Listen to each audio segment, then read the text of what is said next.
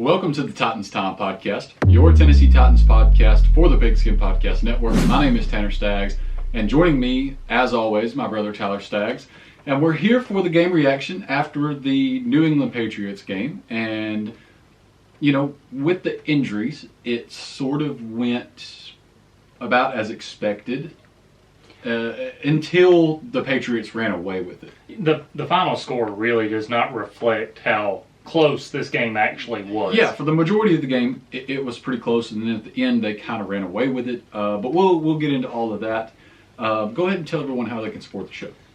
It's really simple. Go check out our merch. All you have to do is go to titans-time.myshopify.com/collections/all.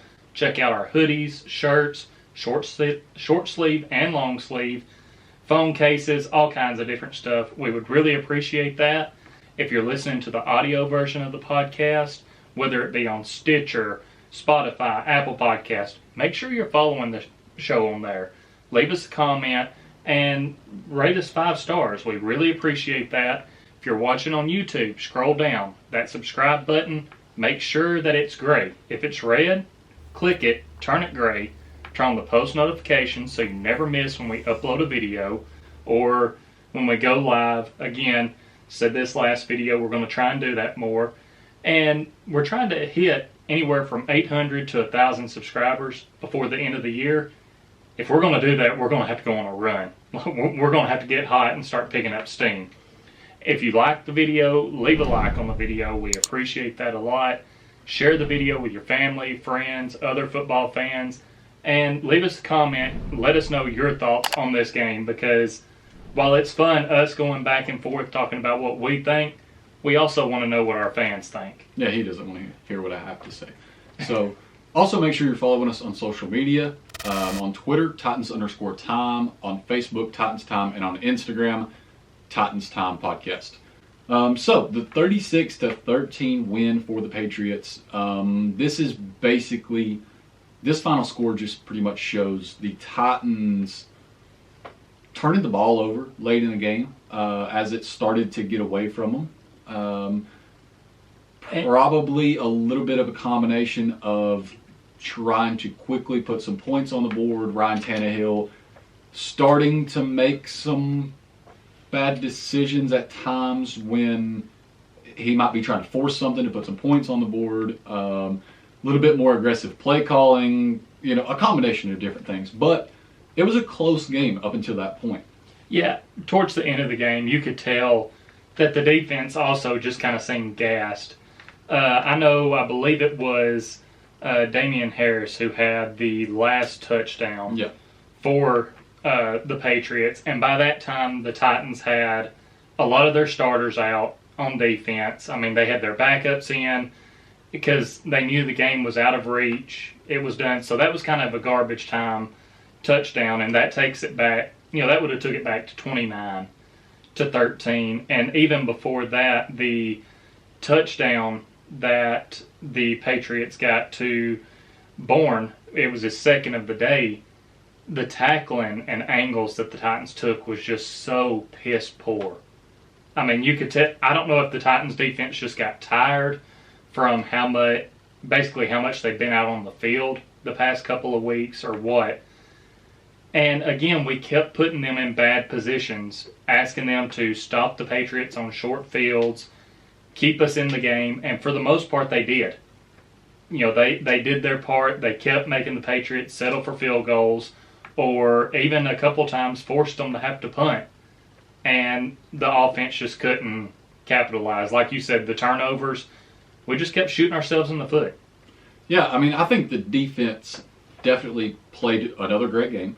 I mean, there's obviously things here and there that you can pick on, but why would you when the majority of things are on the offensive side of the ball? And you expect that, being just as beat up as they are, pretty much the only place you can really say that they have the strength of that they did when they started the season is at quarterback. And even there, what is his strength without having the pieces around him? So the offense overall is just kind of beat down. And I mean, the one thing that you can take away from this game is that, I mean, the pass game, it at least looks like there is some hope there. In the pass game? Yeah, I mean, they didn't have. It wasn't awful. It wasn't terrible. It was serviceable. Do you know how many pass yards Tannehill had? What I'm saying is, it was serviceable alongside the run game, which was great. Like, without AJ, without Julio, when your number one wide receiver is Nick Westbrook, it should look worse than that at the beginning of the game. It should look worse than that. Okay, it should. So that's the key thing. You said at the beginning of the game because Tannehill started out pretty hot connecting with his receivers, keeping the chains moving. Yeah, I mean, when it comes down to the end of the game and the Titans are starting to fall behind, that's when things started looking bad. I mean, that's when the mistakes really started to happen. You had the fumbles, the one specifically by, I'm blanking on his name now, not Hilliard, but Foreman. You had on a huge play that would have set them up in really, really good field position. Well, it would have gotten them right back into the game because I believe at that time the score was maybe 22-13. Yeah, and I mean, that's a mistake that didn't come from the pass game. It may have been 19. Yeah, I don't even think it was that out of reach. But that's a score that I think 19-13 is right. That's a mistake that didn't come from the pass game. Nick Westbrook, he was looking good. He was catching some passes. And, I mean, they didn't go to the pass just a whole lot because the run game was working. And I agree with something that you told me before we started recording, is that they started to go to the pass more than they should have in the red zone. But, I mean, it didn't look terrible at the times that they did have to go to it. Nick Westbrook was looking good. Anthony Ferkser is, I don't even want to talk about him anymore because I don't know what has happened to him. Remember when we thought he was going to be the tight end one? Yeah. But I guess what I am trying to say, what I'm trying to emphasize, is that without AJ and without Julio, and basically everyone that you thought was going to be the key pieces of this offense at the beginning of the season, there were still some moments where things looked good. There were flashes. I'm going to be a little bit critical this game. I'll be honest, I feel a little bit better knowing that the Colts ended up losing. That makes this not as hard. And I want to point out quick. Did you expect to come in and win this game? I did. Why? I told you that. Why do you do that to yourself? Because I told you in our preview that usually when the Titans' backs are against the wall, I'm going to make this point again. We've talked. When their backs are against the wall and when all the odds are stacked against them and it's a game they should not win, Vrabel finds a way to rally this team and they usually win. They were 6-0 coming off losses. I'm sure you've seen that in the game when they mentioned that. So I had reason to believe that they could come in and win this game because everybody was counting them out. And again, they shot themselves in the foot. You look at the last 2 weeks, it is hard to beat teams when your turnover differential when you've had 9 turnovers in the last 2 games combined. I just don't. Now, before I get to that point even, I'm going to make this point on the podcast because this is something I said to you before we even started recording. This was earlier today, but I feel like it needs to be. I feel like it's a point I need to make on here. The whole reasoning behind it, this is a team that when they're the underdogs, when the odds are against them, they win. I get what you're saying about Vrabel, but this is not even with the amount of injuries that they have and with the guys that were out there. I mean, look at these guys and who's out there. It's Cody Hollister and it's Buster Skrine on defense and all of these other guys that have been called up from the practice squad. And we found it looks like some gems, honestly. Hilliard is looking fantastic, and I think that he's going to be a part of the team going forward, even when Derrick Henry comes back, or I think he should be. This is not the Titans team that has done those things in the past. This is a combination of whoever you can find that's not on a team that can go out and play on Sunday, that can be a body. Okay. So that's why I'm saying you can't expect that team to go out and do the same thing that the actual Titans team that was not beat down, was not completely disassembled and all on IR, did when their backs were against the wall. For the majority of the game, were the Titans in this game and having chances to take the lead? Yes. Okay, so that's all I need to know, because Vrabel had them ready to go. It was mental mistakes of not keeping the ball high and tight and protecting it when you're running through the line when Hilliard had hit his fumble. He made up for it the next possession when he come back, and let's call a spade here. The Titans were just trying to get to halftime, essentially. They done the draw play that usually never works because Tannehill had almost thrown an interception.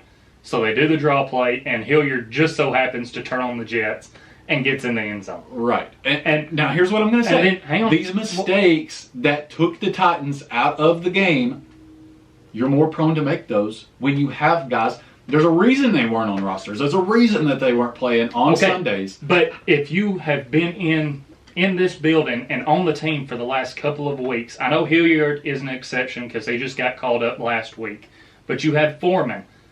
He breaks off this huge run.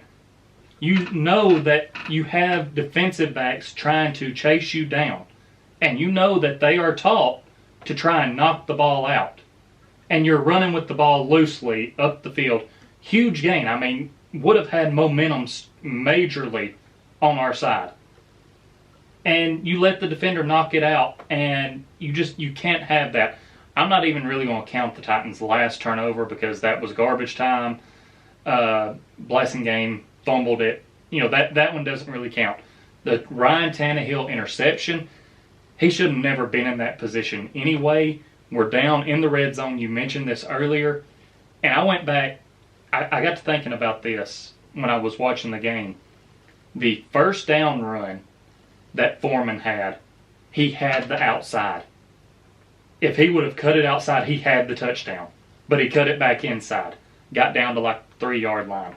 The next run, there was another gap that opened to his left side. He could have gotten it in. Missed the gap. And then the Titans threw on the next two plays. Basically, on the third down, you were asking Pruitt just to make a hell of a catch, and it just didn't happen. Fourth down, didn't like the play call. But you don't run it on fourth down in the red zone. Okay, I'm gonna put it this way: as far as the Titans not getting it and the ball being turned over, that was the worst way it could have happened because the Patriots got a touchback, bring the ball out to the 20, versus say if you try and run it and don't get it, you're still looking at them being at the 1 or 2 yard line. Maybe you get a safety. Maybe. Or the way they have been stopping the run, maybe the Patriots try and run the ball and you stuff them because Byard, there were a couple times he shot the gaps and was in the backfield waiting for that running back. So I'm going to go back to a point that you were making just a second ago about Foreman and him missing those gaps. So the point that I'm going to make on that is that if a team could have picked him up and gave him a couple of weeks of coaching and made him into a player that doesn't fumble those like he does on the long run, that finds those gaps, that makes those plays, he's an NFL player at that point, and somebody would have had him on their team. They would have coached him up to that. He's an NFL player anyway. But he would not have made it to the point where the Titans picked him up if he could have been coached up in a couple of weeks and been that caliber of running back. So this is what I'm saying, is that the Titans were in an unfortunate situation where what is even the number at this point? I think you should know. You're normally the guy that has those. How many players they've had play? Yeah. 84. 84. This number that is just completely I'd like to know how that stacks up against other teams in the NFL right now. Right now, no other team's close. No other team is close. I'm just going to say, I have to hit on this right quick. The national media, specifically Good Morning Football, normally they do pretty good about giving the Titans love or talking about them. they are coming out after all the injuries the Titans have had this season, how many people they have on IR, and want to paint the narrative that the Packers are in worse shape injury-wise than the Titans are. Like, I don't even know how you can. I don't think you can say that just because of the Just honestly look at the caliber of players that the Titans do not have on offense. Right. But getting back to the Titans, yes, I get what you're saying. What I'm saying is that now I'm not trying to put excuses out for anything. I know that it completely sounds like that. But what I'm saying is that I'm completely fine with the way that this game went because of the situation that they're in. I mean, it sucks. There's no excuses for it. Like, you go out and you try to win that game, obviously, just like you should every Sunday, every time you go and play a game. But there are all these injuries, and they're having to put together this team of different people and pick someone up here, pick someone up here, fill this spot, fill this spot. I mean, it's like they're slapping, the side of a sinking ship with duct tape or Flex Seal. And it's just, I fully expected this game, to go the way that it did, make it into the bye week, literally limp into the bye week, and let's see what life is like after that.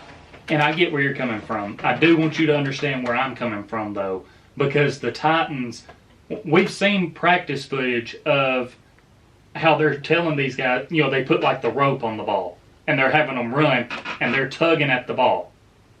They put them through drills to have them remember, high and tight, do not let that ball get away from your body where someone can punch it out. And I understand, everyone, we're humans. They're going to make mistakes. There's going to be times where, the defender just makes a great play.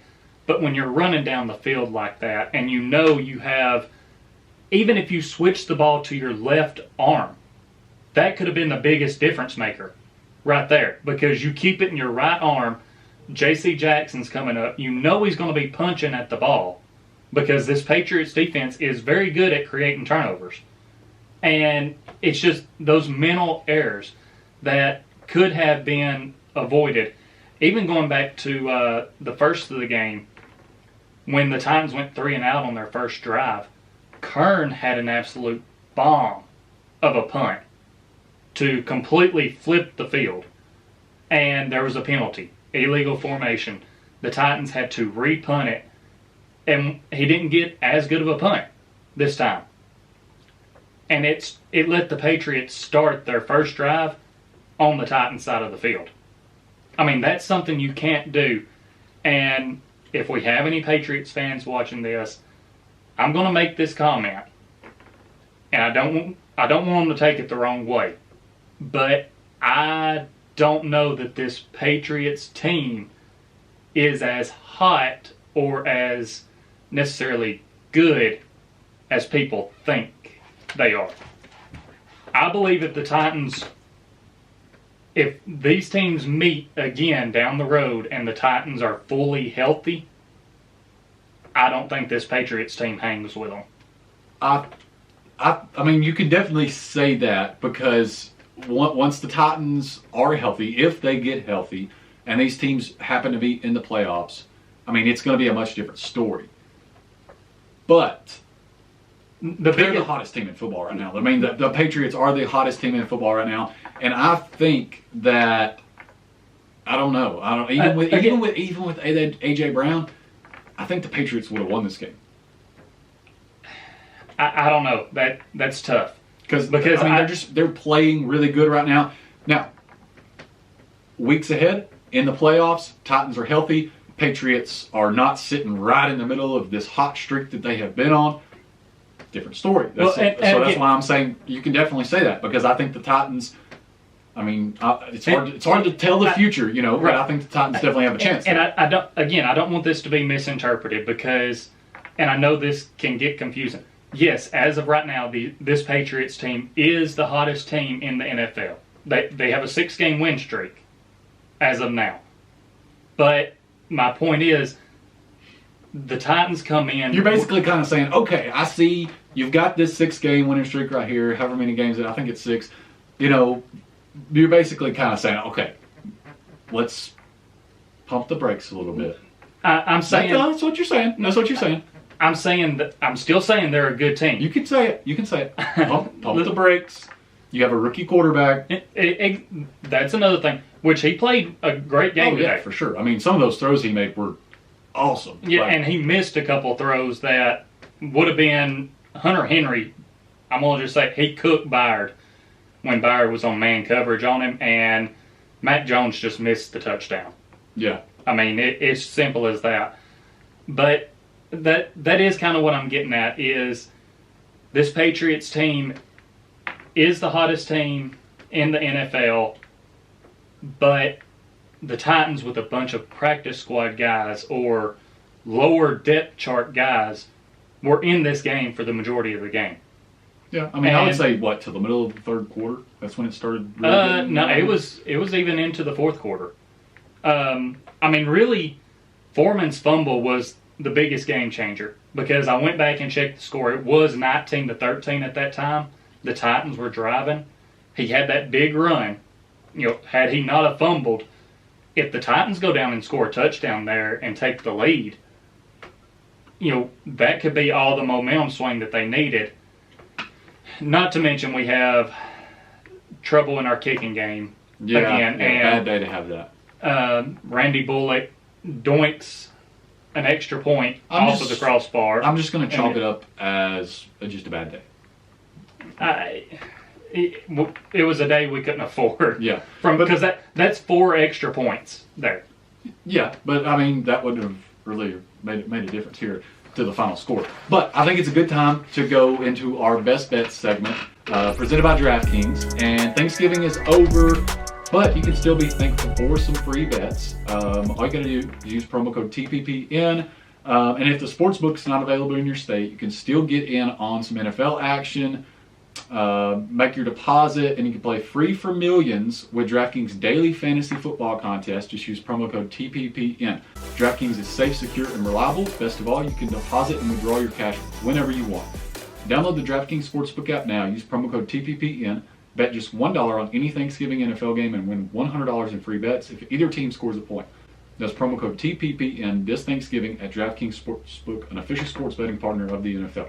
Must be 21 or older. New customers only. Restrictions apply. See DraftKings.com/sportsbook for details. Gambling problem? Call 1-800-GAMBLER. So, I'm trying to remember what your bets were for this game. I did have Tannehill under 21.5 completions. You said under 21.5. Under 21.5 completions. Okay, so you hit on that. I don't know what number he... Okay, so he had 11 completions. Oh, dear God. Okay, that's what I'm saying. The things looked better in the first half. That's what I was asking. If you were talking about how this pass game looked, Tannehill's stats for this game, he was 11 for 21 for 93 yards. Things looked good, though. Like, at the beginning of the game, things looked good. After we get through this segment, I want to go back and talk about Tannehill some more. And what was your other bet that you threw out there? That's a great question. Do you have your notes anywhere handy? No, I don't have them with me. Oh, my gosh. You know what? I know who it was. You had the Patriots. Ramondre Stevenson has an anytime touchdown score. Yes, and he did not score. Yeah, he did not score. So that's okay. I'll take 50%. That puts me at, 6 out of 20? I believe that's 6 out of 20. I believe so. All right. Hey, that's not terrible. So I said the Titans were going to cover the spread at the time, which was 6.5.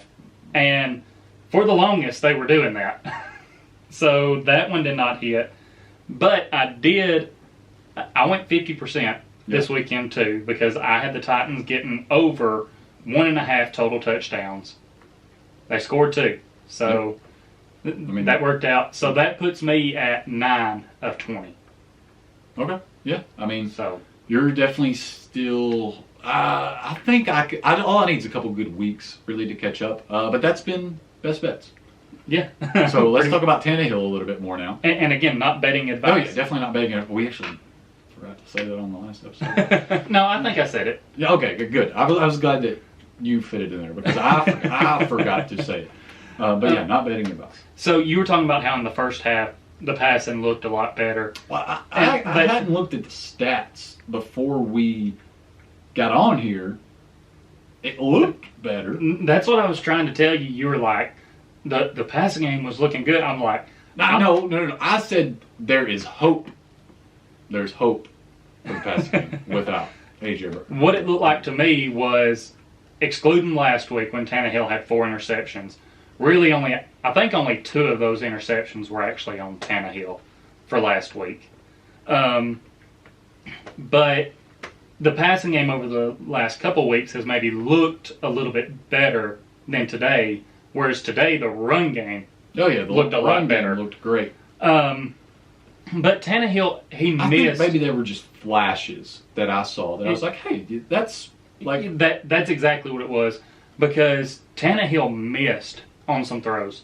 He overthrew Chester Rogers one time, where even if he didn't get in, he was going to be very close to getting in the end zone. And just a couple things like that. Did not like his decision on that 4th down and goal whenever he ended up with the interception.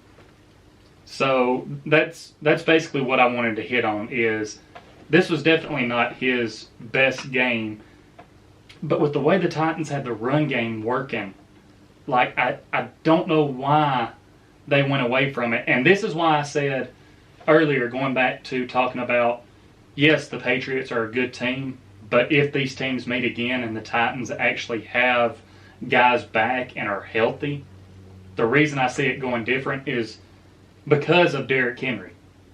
You have Hilliard, who put up 131 yards on 12 carries, had a touchdown. That is insane. You have Foreman, who had 19 carries for 109 yards. Tannehill did have 5 carries for 24 yards. And Blasingame had 3 carries for 6 yards. So a total of 270 rush yards. So here's the biggest difference. The Patriots did have 8 guys in the box sometimes when the Titans were running, but it was a more spread out box. Like, it wasn't close like it normally is when Derrick Henry's in there. And Derrick Henry makes all the difference, because that'll make these Patriots defensive backs, if these teams were to play again, come up, try and stack the box more, and that opens up the pass game. That's why I think it'll be different. And of course, having Julio and AJ both back, hopefully, yeah, I mean, just would make a huge difference. Talent back on the field. I mean, so, but overall, for the majority of the game, I was happy with how the Titans played. Yeah, I mean, I think I was too. Here's what I want to say about Tannehill. From the flashes that I saw today, I'm confident in some of these receivers and their ability to step up when they're asked to. I think that there's a bright future for Westbrook, who last year I would have not said that about. I think that I don't know how I feel about Des Fitzpatrick, but I think that he caught his only target. He caught his only target for 14 yards. But yeah, I mean, I don't know. I don't know yet. But there were times like with Dick Westbrook, and I know he only had the 1 catch, but I even liked what I saw at times from Chester Rogers, just as far as like things that I was able to catch route running wise and things like that. Just the fact that those 2 guys can play special teams. The biggest difference in today is you could tell that we had lower depth chart guys out there, because, Titans only threw the ball 21 times, and there were a couple times that Tannehill was back there, the pressure was getting to him, and it was because no one was open. Yeah. But I have some hope for some of these guys, especially when you get some receivers here ahead of them on the depth chart. Just 1 or 2 guys. I mean, they can. I'm confident in them as a number 3, number 4 wide receiver. I don't think that the Titans need any more depth there. These guys are promising. Tannehill, I don't think that he is the Titans quarterback of the future. I think if he makes it through the entirety of this contract, that's got to be it for him. And that's if he makes it through the entirety of this contract, because he's just not picking up any slack from Derrick Henry not being on the field And I know that he doesn't have his other wide receivers out here, but even when he did have A.J. Brown, it stood it and looked great. Yeah, so for me, here's where I kind of stand. Do I still believe in Ryan Tannehill? Yes, I do right now because and you have to. I do for the rest of the season. Like, I'm holding out hope that he's going to look completely different and he's going to look just like he did last year when Derrick Henry comes back. Right. We have not. You have to. He's the guy for the rest of the season. We have not seen this Titans offense at full strength for like a whole game. Right. And let alone, of course, we haven't seen it throughout the season. The rotating door at offensive line that he's had to deal with through at points, the receiving targets that he's had, the rotation there that he's had to go through. And I know quarterbacks, elite quarterbacks, are supposed to make the players around them better. Yes, but that is where I stand. But that's my problem with Tannehill. At the same time, it also comes back to play calling as well, because you have to find a way for these guys to get open. I mean, if guys aren't getting open, then that's when Tannehill has to take more chances, try and fit it into tighter windows, and that's where some of these interceptions are coming from. So, I mean, that's things you have to factor in. This has just been a very difficult year, mainly because of the injuries.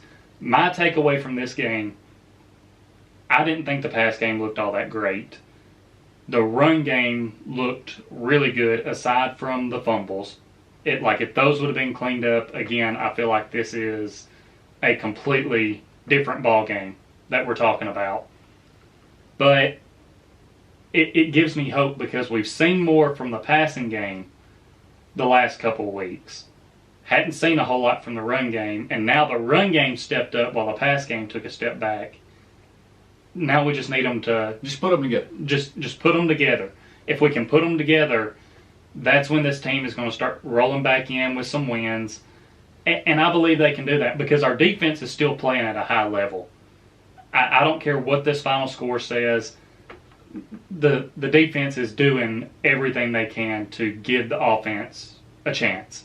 You don't even care about the -2 fantasy points they gave me? No, I don't, because you're playing me. And again, like I said, it was towards the end of the game, they just weren't wrapping up on their tackles. And really, my key to the game was get Mac Jones off of his spot and don't let him have the underneath stuff. Like, don't just let him dink and dunk his way all the way down the field. And guess what he done? He done exactly that. He dink and dunked his way all the way down the field. And he, like you said, he made some great throws down the field too. And Kevin Byard was so close to interception this game. He jumped too early. And that could have been a game changer as well. Yeah. So, I don't know. I did honestly believe going into this game that the Titans had a chance to win. I stand by that. And I know you said that this game went kind of like you thought it was going to. Yeah, I mean, I didn't think that the Patriots would tack so many points on at the end, but it looked a lot like what I kind of imagined, except for I thought the stats would look a little bit better passing-wise. And like I mentioned, it's hard to beat a team when you lose the turnover battle that bad. Yeah. And 9 turnovers in the last 2 games, that is the main area where the Titans have to clean up their game, because that's been the biggest difference. If they take better care of the ball, we're possibly talking about the Titans having 2 more wins versus 2 losses. Yeah, I agree. I mean, I think that's that. Do you have anything else? Just hoping that the team can go into this bye week and really get well rested, heal up a little bit. I think it's even going to be big for the coaching staff, especially if we're able. I mean, this revolving door of new faces that they've had in the building, it's mentally taxing on them. not including just going through an NFL season. It's a late bye week. Hopefully, we'll find out that maybe Julio will be coming back before the Jacksonville game after the bye week, and that would be big. That could help this team out a lot if he can get back. Yeah, I agree. But yeah, I mean, that's all that I've got. You're good? I want to add in one more thing. Sorry. Okay, go ahead. Patriots fans, if you made it this far, again, I was not trying to offend y'all earlier, but for the most part of this game, either y'all played down to the Titans practice squad guys, or the Titans just are that good even with their practice squad guys that they stayed in this game. And I would like to see a rematch down the road. Yeah. You're going to add on one more thing? No, I'm good. Thanks for listening. Hope y'all enjoyed this episode. This has been Titans Time, and as always, tighten up.